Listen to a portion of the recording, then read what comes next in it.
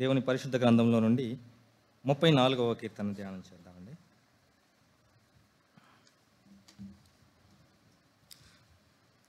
34వ కీర్తన 1వ చరణం 2వ చరణం అండి. నేనెల్లప్పుడూ యెహోవాను సన్నుతించెదను, నిత్యము ఆయన కీర్తి నా నోట నుండును. యెహోవాను బట్టి నేను అతిశయించుచున్నాను, దీనులు దానిని విని సంతోషించెదరు. అయితే అన్నిటికన్నా ప్రాముఖ్యంగా ఈ కీర్తన పరిచయం లేనటువంటి వారు చాలా తక్కువ మంది ఉంటారు. క్రైస్తవులు అనబడినటువంటి వారు కానీ, విశ్వాసులు అనబడినటువంటి వారు కానీ చాలామందికి తెలియకుండా ఉండేటువంటి, తెలియబడనటువంటి ఈ కీర్తన అయితే ఇదే. ఎక్కువ మందికి బాగా తెలిసిన కీర్తనలో ఇది కూడా ఒకటి. ఎందుకు ఈ కీర్తన అనేది మనకు బాగా తెలుసు. తర్వాత వచనాలు ధ్యానం చేస్తే ఈ దీనుడు మొరపెట్టగా ఆయన ఆలకించాడు అని ఇలా చాలా మాటలు మనకు కనపడతాయి. అయితే అసలు ఈ కీర్తన యొక్క బ్యాక్గ్రౌండ్ మనకు కనపడుతుంది. దావీదు అబీమెలెకు ఎదుట వెర్రివాని వలె ప్రవర్తించి అతని చేత తోలివేయబడిన తరువాత రచించిన కీర్తన. అసలు ఈ కీర్తన యొక్క బ్యాక్గ్రౌండ్ మనం కనుక కొద్ది నిమిషాలు జ్ఞాపకం చేసుకుంటే ఈ వచనాలు ఎందుకు మనం చదువుకున్నాము అనేటువంటి విషయాలు మనకు అర్థమవుతాయి. దావీదు గారి యొక్క పరిస్థితి చూసినప్పుడు అబీమెలెకు రాజు, ఫిలిస్తీ రాజు ముందు వెరివాడి వలె ప్రవర్తించాడట. ఎందుకు ప్రవర్తించాడు అనేటువంటి విషయాన్ని మనం జ్ఞాపకం చేసుకుంటే అసలు ఆయన ఏం తప్పు చేశాడు అని చెప్పేసి పారిపోయేటువంటి పరిస్థితులకు వెళ్ళాడు. దావీదు ఆయన యొక్క బ్యాక్గ్రౌండ్ మనం గమనించినప్పుడు సమూయేలు గ్రంథం 1వ అధ్యాయం 16, 17, 18 ఈ వచనాలు కనుక, ఈ అధ్యాయాలు కనుక మనం గమనిస్తే అక్కడ ఎక్కువగా ఆయన యొక్క వీరత్వం గురించి, ఆయన గొప్పతనం గురించి, ఆయన చేసిన యుద్ధాల గురించి ఇవే ఎక్కువ మనకు కనపడతాయి. అలాంటి ఒక గొప్ప వీరుడు 21వ అధ్యాయంకి వచ్చేసరికి ఒక పిచ్చివాడి వలె, ఒక వెర్రివాడి వలె, నాకు ఏమీ చేత కాని వాడి వాడే ఎందుకు పారిపోయినటువంటి స్థితిలోకి వచ్చాడో మనం జ్ఞాపకం చేసుకుంటే ఆ సందర్భాలు మనకు కనపడతాయి. అతను ఏ తప్పు చేయకుండా రాజు ఏదైతే పని చెప్పాడో ఆ పని చేసినందుకు కూడా అతను శిక్ష అనుభవించినట్టు మనకు కనపడుతుంది. ఆయన చేసిన తప్పులు, మనకు దావీదు గారు చేసిన తప్పులు మనకేమీ కనపడవు. దావీదు ఏం చేస్తారు, గొలియాతు కనబడతాడు, గొలియాతుని చంపుతాడు. చంపిన తర్వాత చిన్నవాడైన చంపే సమయానికి సుమారుగా 16 కానీ 20 సంవత్సరాలు కానీ ఉండొచ్చు అని ఒక అంచనా.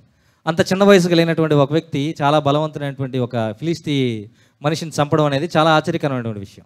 అది జరిగిన తర్వాత కూడా సౌలు ఆయన దగ్గర తీసుకోవడం, సౌలు చెప్పినటువంటి కొన్ని యుద్ధాలు ఈయన చేయడం, చేసినప్పుడు కూడా అక్కడ ఉన్నటువంటి పరిస్థితులను బట్టి అన్నీ బాగా గమనించినప్పుడు దావీదు 10,000 కొలదని, సౌలు 1,000 కొలది చంపారని చెప్పేసి అక్కడ ఉన్న స్త్రీలు చాలామంది గాన ప్రతిగానాలు చేస్తూ ఉన్నప్పుడు ఆయన యొక్క పరిస్థితిని మనం చూస్తాం.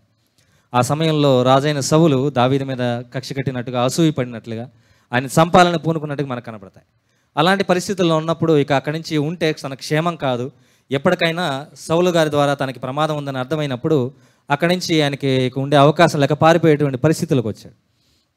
వచ్చినప్పుడు తన ప్రాణాన్ని తాను కాపాడుకోవడం కోసం చాలా ప్రాంతాలలో పరిగెడుతూ, చాలా చోట్ల దాక్కుంటూ, ఎక్కడికి వెళ్ళినా సౌలు కానీ, సౌలు మనుషులు కానీ కనబడుతున్నప్పుడు తప్పించుకోవడానికి పరిగెడుతూనే ఉన్నాడు. అలా తప్పించుకుంటూ ఉన్నప్పుడు గాతు అనే ఊరిలో అబీమెలెకు రాజు దగ్గరికి రావడం, అక్కడ ఉండడం, అక్కడ ఉన్న తర్వాత కొద్ది రోజులు అలా గడుస్తూ ఉంది. ఇక్కడ వివరంగా మనకి సమూయేలు మొదటి గ్రంథంలో కనపడదు, కానీ మనం చదివితే దాని గురించి ధ్యానం చేస్తే తెలుస్తాయి. చాలా రోజుల పాటు అక్కడ ఉన్నాడట. అక్కడ ఉన్నప్పుడు అక్కడ ఉన్నటువంటి మనుషులు కొంతమంది ఆయన గుర్తుపట్టారు.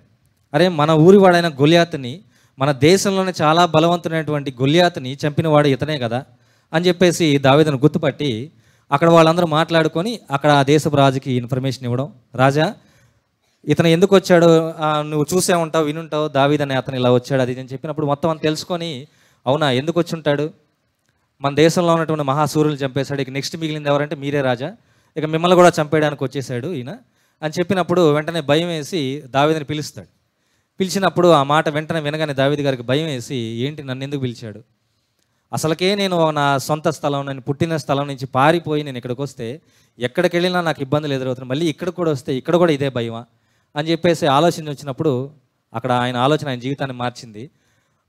అబీమెలెకు రాజు ముందు పిచ్చివాడి వలె పిచ్చి చేష్టలు చేస్తూ ఉంటాడు, గోడల మీద పిచ్చి గీతలు గీస్తూ ఉంటాడు, అలాగే తన బట్టలు చింపుకున్నట్టుగా ఉంటాడు, బూడిద రాసుకుంటూ ఉంటాడు. దావీదు రాగానే నువ్వు మాట్లాడుతూ ఉంటే నోట్లోంచి చొంగ కింద కారుతా, నోట్లోంచి కారుతా, బట్టల మీద కారుతా ఉన్నప్పుడు రాజు చూసి చాలా ఆశ్చర్యపోతాడు. ఈ పిచ్చోడా, మీరందరూ ఇంత గొప్పగా వీడు వెళ్ళి మన దేశ సూర్యులను చంపాడా, మన దేశాల మీద యుద్ధం చేశాడు, ఇలాంటి వాడి గురించి మీరు చెప్తున్నారు, ఈ పిచ్చోడు గురించా, ఇలాంటి వెరివేషాలు వేసేవాడి గురించా, వీడిని నా ముందు తోలేసేయండి, తరిమేసేయండి అని చెప్తాడు. తరిమేసినప్పుడు అక్కడి నుంచి పారిపోతాడు దావీదు. పారిపోయినప్పుడు ఎక్కడా స్థలం లేక ఒక వెలివేయనటువంటి పరిస్థితుల్లో ఉన్నప్పుడు ఆయన రాసిన కీర్తన 34వ కీర్తన. ఆ 34వ కీర్తనలో ఆయన అన్న మొట్టమొదటి మాట, నేను ఎల్లప్పుడూ యెహోవాను స్తుతించెదను, నిత్యము ఆయన కీర్తి నా నోటను ఉండునట. ఒక్కసారి మనం ఒకసారి ఊహించుకుందాం, మన పరిస్థితులు ఎప్పుడైనా మనకి ఇలాంటి అనుభవాలు ఎదురైతే దేవుని స్తుతిస్తామండి? మనకి సంతోషం, మేలు, ఉపకారం కలిగితేనే దేవుణ్ణి ఆరాధించడానికి మనం చాలా ఆలోచిస్తాం. అలాంటిది ప్రాణాలు అరచేతుల్లో పెట్టుకొని ఎప్పుడు తన ప్రాణం పోద్దో తెలియదు, చిన్న అలికిడైనా తన ప్రాణానికి ప్రమాదం అని తెలిసిన పరిస్థితుల్లో దావీదు ఉండి కూడా ఆయన అంటున్నటువంటి మాట, నేను ఎల్లప్పుడూ యెహోవాను స్తుతించెదను, ఆయన కీర్తి నా నోట ఎప్పుడూ ఉంటుందట. ఇంకా ఆయన చెప్పినటువంటి మాట, అంత బాధ పెట్టి అంత ఇబ్బంది ఎదురైతే వెంటనే అనొచ్చు, ఏంటి ప్రభా నాకు ఈ శిక్ష ఏంటి, చక్కగా హాయిగా నేను నా తండ్రి గొర్రెలను కాసుకుంటా, హాయిగా నాకు నచ్చినప్పుడు తింటా, నాకు నచ్చినట్టు పాటలు పాడుకుంటా, కీర్తనలు వాయించుకుంటా, వాయిద్యాలు వాయించుకుంటా, హాయిగా నన్ను తీసుకొచ్చి గొలియాతును పరిచయం ఎందుకు చేసావు, తర్వాత సౌలుని ఎందుకు పరిచయం చేసావు, మళ్ళీ అక్కడి నుంచి ఎందుకు నన్ను ఇలా చేసావు, ఎన్ని మాటలు కావాలంటే అన్ని మాటలు దేవునితో ఆయన అనొచ్చు, మాట్లాడుకోవచ్చు. కానీ ఒక్క మాట కూడా ఆయన కీర్తనలు ఎక్కడ మనకు కనపడదు. దేవుణ్ణి దూషిస్తా కూడా చివరికి తన తలంపులో తన మనసులో కూడా ఎక్కడ దేవుణ్ణి ఒక మాట అన్నట్టు మనకు కనపడదు.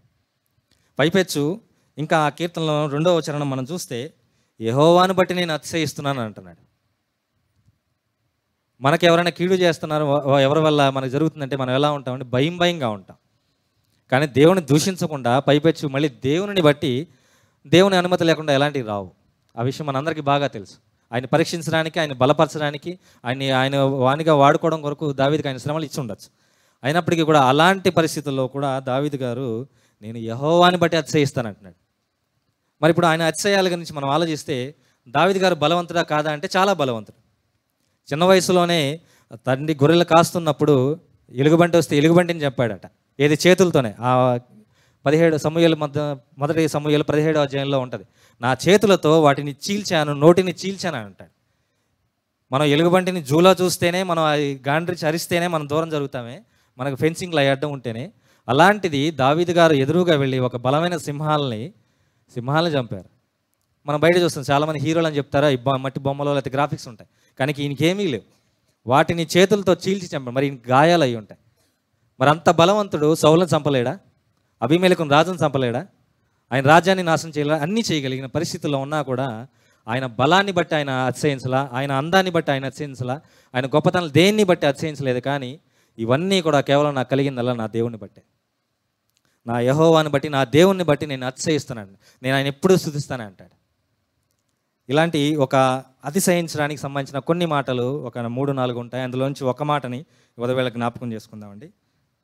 దేనిని బట్టి మనం కూడా అతిశయించాలి అనేటువంటి మాటను జ్ఞాపకం చేసుకుందాం. అందుకు సహాయకరంగా ఇది కీర్తనల గ్రంథం 86వ కీర్తన 5వ చరణం అండి. 86వ కీర్తన 5వ చరణం.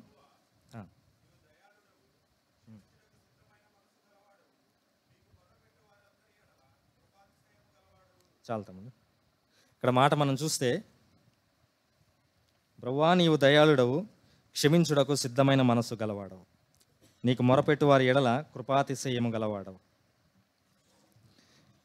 ఇది కూడా దావీదు కీర్తనే, పైన మనకు కనపడుతుంది. ఆయన అంటున్నాడు దేవుని కృపాతిశయం అట. ఇంకా అంత మాత్రమే కాదు, దేవుని గురించి జ్ఞాపకం చేసుకుంటున్నప్పుడు ఆయన అంటున్నటువంటి మాట, క్షమించుటకు సిద్ధమైన మనస్సు గలవాడం అట. క్షమించడం, పైగా దేవుని గురించి ఆయన చెప్పినటువంటి మాట, దేవుడు క్షమించేవాడని కాకుండా క్షమించేయడానికన్నా ముందుగా క్షమించడానికి ఆయన సిద్ధమైన మనస్సు గలవాడు అని ఆయన గురించి ప్రత్యేకంగా ఆ మాటను ఆయన చెప్తున్నాడు. క్షమించడానికి సిద్ధమైన మనస్సు గలవాడు.